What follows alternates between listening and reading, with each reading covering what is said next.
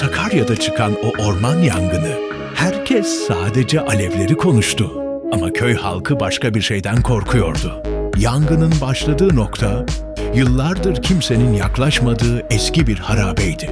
Rivayete göre o yer, yıllar önce cinlerle yapılan bir büyü ritüelinin merkezindeydi. Yaşlılar, orada toprağın altında mühürlenmiş bir şey olduğunu söylerdi. Ve ne zaman biri o bölgeye yaklaştıysa, ya kayboldu ya da delirdi.